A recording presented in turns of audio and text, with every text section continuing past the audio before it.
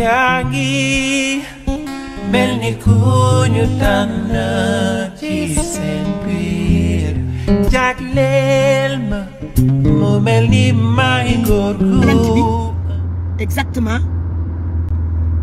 Ousmane Sonko la visé du loolu la waxoon moom Adji Sarr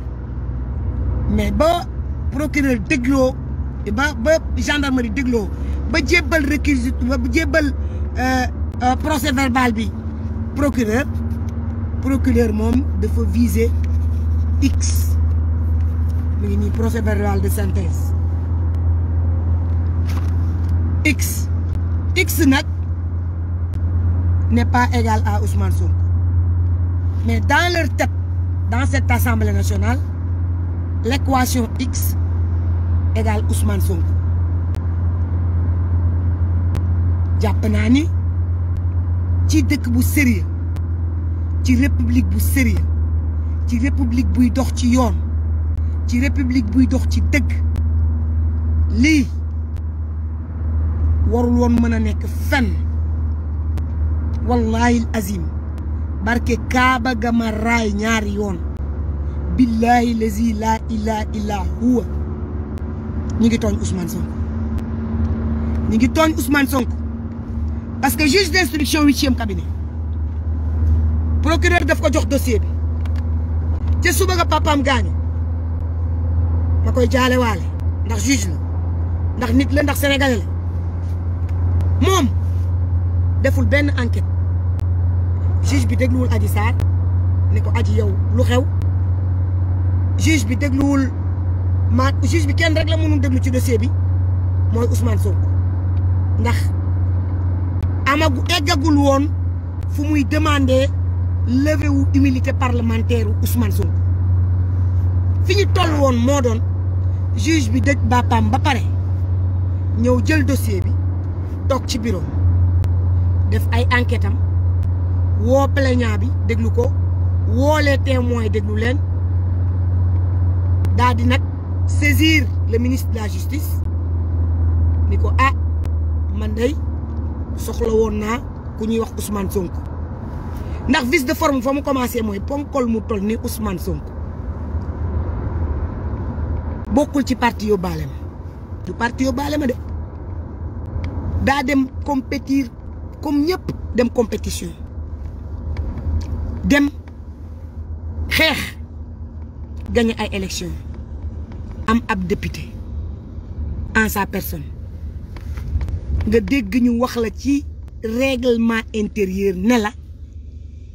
yow député dafa am mbalaanu kiiraay bu ko muur boo xamante ne kenn amul droit convoqué ko yow nga jékki-jékki rek convoqué ko vice de forme loolu rek jaroon na bañ a lever mbalaanu kiiraay Ousmane Sonko loolu kese jaroon na arrêter la procédure parce que vice de forme daal waaye comme ñi yàlla daf leen bind ay nit yoo xam ne du ñu arrière te la xewoon la woon a gari ndax dafay am moment boo xamante ne état day jël ay responsabilités waaye booba la Macky Sall ne waroon ne arrêté leen moom musuma gis fu ñuy convoqué ab député xanaa ancien ministre sax di nga ko may wala ancien député sax boo ko dee doo ko convoqué noonu di nga ko convoqué ci sutura donc moi je pense que ca commencement ba la waroon a xew ñu waroon a arrêté ñu ñëw ci li xew tey ak li nga xamante ni moom la procès verbal yi indi madame Adji Sarr dans le procès verbal ngeen baal ma parce que dama am ay doom te moom sax sama doom la ndax li tax muy sama doom Fabi Rasta Sarr Fabi Sarr muy ko jur fii ma dëkk la dëkk tantam bi ko yore woon ba ñu génne ko ci kër gi fii la dëkk kon doomu ginnaaw raay la doomu dëkk bi la te man fii laa dëkk donc tey lu mu metti du ma daw ni moom fii la dëkk wax na ci procès verbal bi nii dafa ëmb papaam daf ko génne papaam la veille le surlendemain des faits la Rasta Sarr ñibbisi ginnaaw raay gii fii may romb nii fii la Rasta Sarr ñibbisi fii jóge Gàmbi waaw te moom dafa ne ah ki nga xamante ne mooy papaam daf ko génne kooku xamul sax kañ la gëj gis papaam xam nga nit tamit da ngay waxal rek te yàlla tax affaire bi du Adji Sarr ndax dama bëgg a xam kan mooy Adji Sarr la personne de Adji Sarr ba tax li yëpp am man mii mun naa leen wax benn affaire viol yàgg naa am viol ak a yàgg am du lu bees de du lu bees est-ce que viol mës naa am bu amee ampleur nii bu rëyee nii bu magee nii yow benn nit rek ñu jiñ ko dara infiro rek nga ni bërët ne duma dem Oumy Diop yaa ngi may xool nii laa la defal waaw waaw sama doom yi xam nga sama yére yëpp may sol sama doom yi ñoo ma koy jox kii mag yaayam ñoo bokk ndey ak baay mbubu bi ma sol tey woon Macky Sall comme nee na bëggul ku sol lu xonq ma sol lu xonq ba mu neex jël bandoom bii nga xamante ni léegi daf koo def chiffon teg ko ci kaw donc kooku mi ngi doog a ñibbisi nga ñëw ni Ndeye Khady Ndiaye man sama papa damaa ëmb sama papa génne ma ban papaam xanaa ñetti papa wala ñeent dafa am ci àdduna gis nga procès verbal bi bis bu ko nit ñi liiree ba mu tas non ñëpp loxo yëppay dem ci gémmiñ loxo yëppay dem ci gémmiñ parce que dañuy xam ni c'est fomenté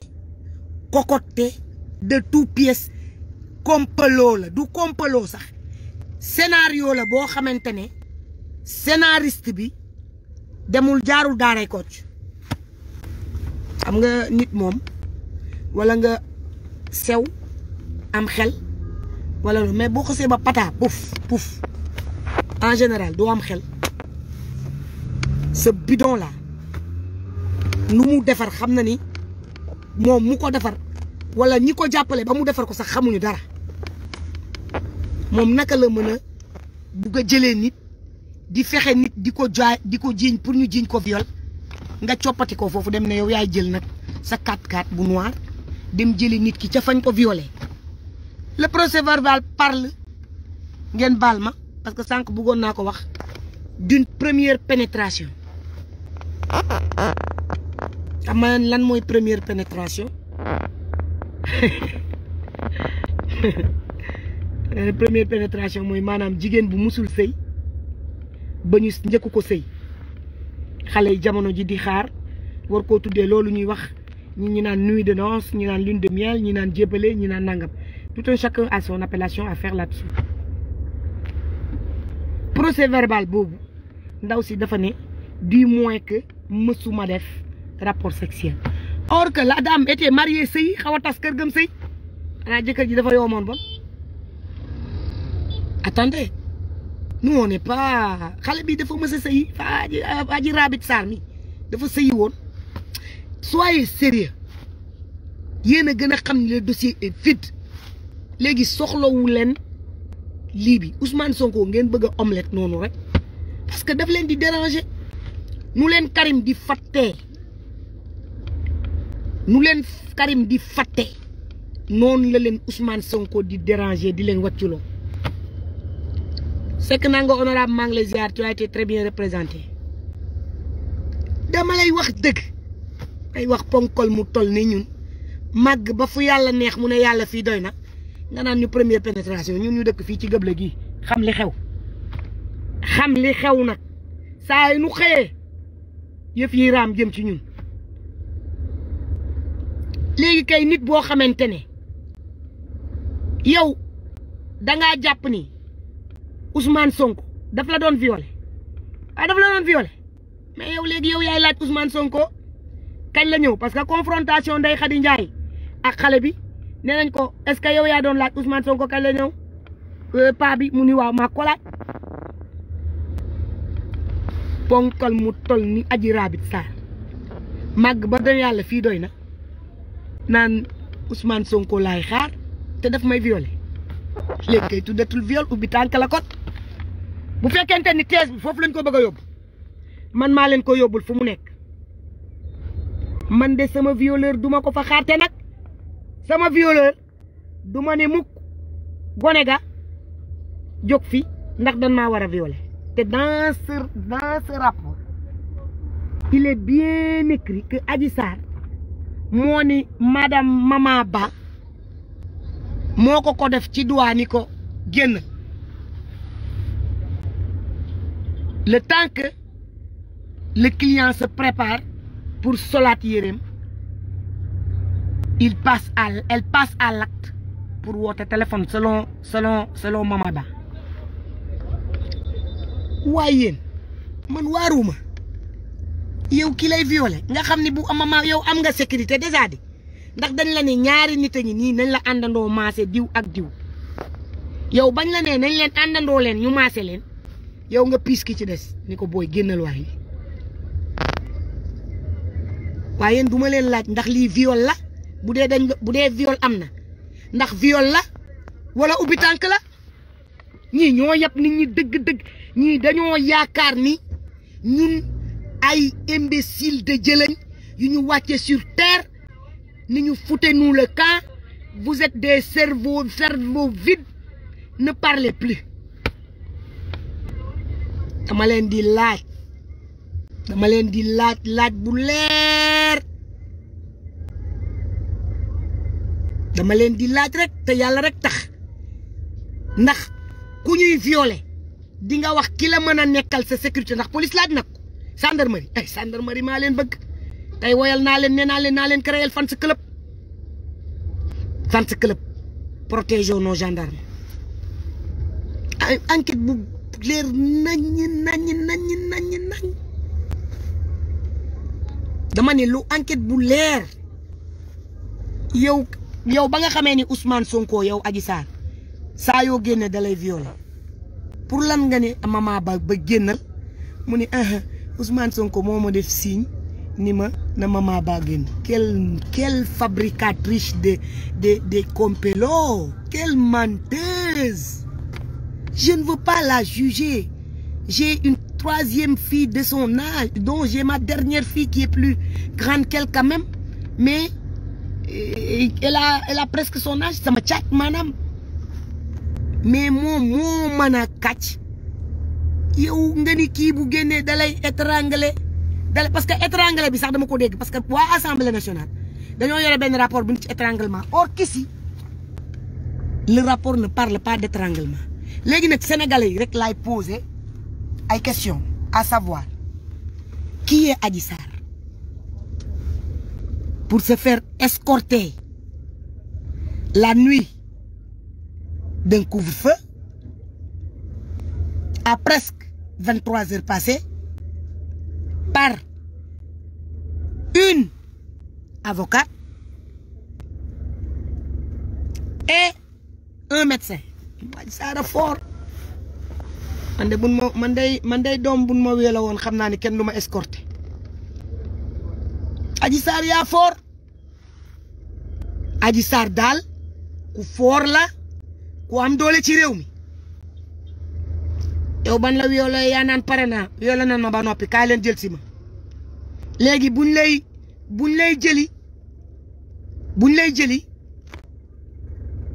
jëli laa la wax yow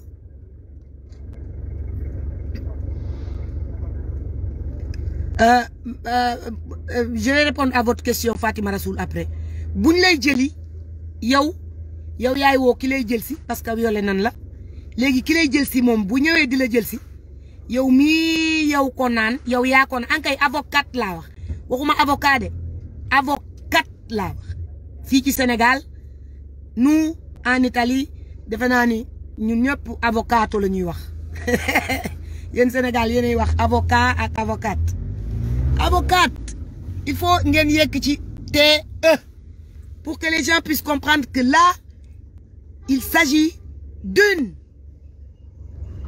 et non d'un faut que ça soit clair parce que affaire yi dafa nekk foo xamante ne damaa nekk dafa am fu ma toll foo xam ni information yi bëri nañ te yuux mën naa jib fuñ ko foogewul buñ tegee yëf yi ci yoon rek. awakaata waay ku wax lii xanaa Adji Sarr Mbengue la awakaata waaw li nga xamante ne résidence Mamoun honorable Nango Seck vous avez raison la dame Khady Ndiaye a parlé dans ce procès verbal que restauration wu Adji Sarr mi ngi doon jógee ci résidence Mamoun waa léegi résidence Mamoun man de bala ma faa fay lekk man député bii dama koy dajale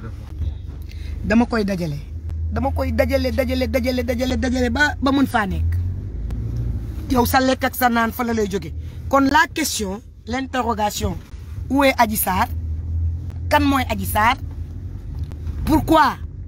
une telle escorte au milieu de la nuit que faisait le sieur Mbaye à cette heure de la nuit kan moo rédigé la plainte Adji Sarr ni man te Adji Sarr en question leeral nañ ñi ne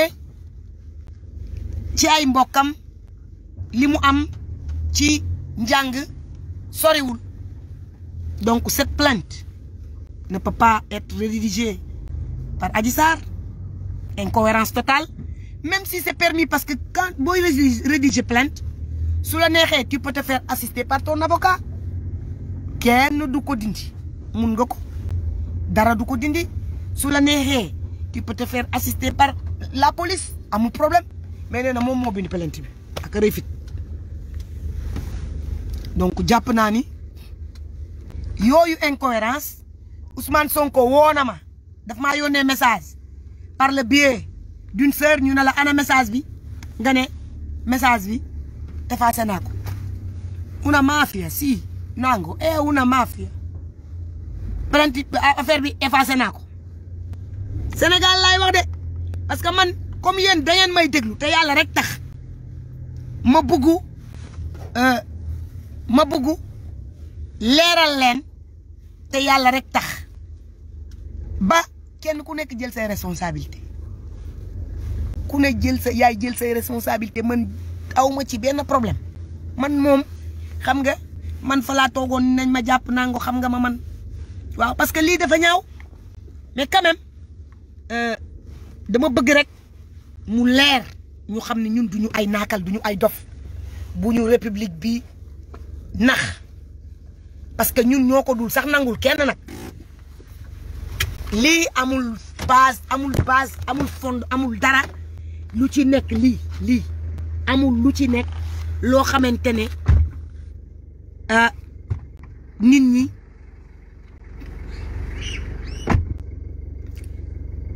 pourquoi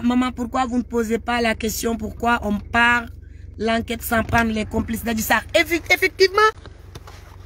on a dit que le juge d'instruction dégluwul la plaignante ma yow xanaa da ngay doog a dabe yow damaa defen da ngay dabe waa dabel boo paree nga seetaanaat live parce que fu ma toll dafa am solo ki nga xamante ni mooy Sidi Ahmed Mbaye je le cite nommément lan moo tax moom ci boppam waxul avocat bi nga xamante ne